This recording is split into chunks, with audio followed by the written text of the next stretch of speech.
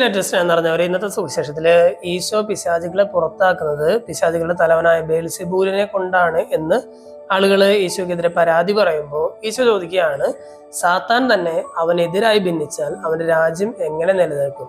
ഈശോ പറയുകയാണ്, ഐക്യത്തിലാണ് കാര്യം, അല്ലെ?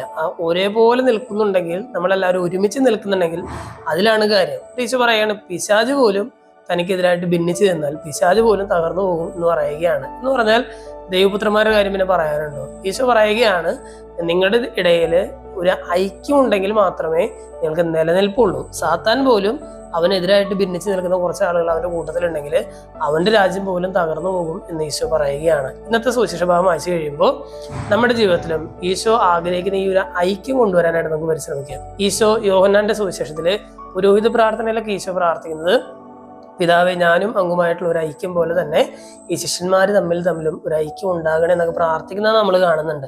ഇന്നത്തെ വചനഭാഗം കേട്ട് കഴിയുമ്പോൾ നമ്മുടെ ജീവിതത്തിൽ ഈശോ ആഗ്രഹിക്കുന്ന പോലത്തുള്ള ഒരു ഐക്യം, ഒരു ഒരുമയൊക്കെ ഉണ്ടാകുന്നതിന് വേണ്ടിയിട്ട്, നമ്മൾ തമ്മിലുള്ള ചില പ്രശ്നങ്ങളൊക്കെ തീരാൻ വേണ്ടിയിട്ട്, അയൽക്കാരും ബന്ധുക്കളും തമ്മിലുള്ള ചില മാനസിക സംഘർഷങ്ങളൊക്കെ തീരാൻ വേണ്ടിയിട്ട്, ആ ഒരു ബുദ്ധിമുട്ടുകളൊക്കെ തീരുന്നതിന് വേണ്ടിയിട്ട് എല്ലാവരും തമ്മിൽ നല്ല ഐക്യത്തിൽ ജീവിക്കാനായിട്ടുള്ള ഒരു കൃപയ്ക്കായിട്ട് നമുക്ക് പ്രാർത്ഥിക്കാം. ദൈവം നമ്മെല്ലാവരെയും സമൃദ്ധമായിട്ട് അനുഗ്രഹിക്കട്ടെ.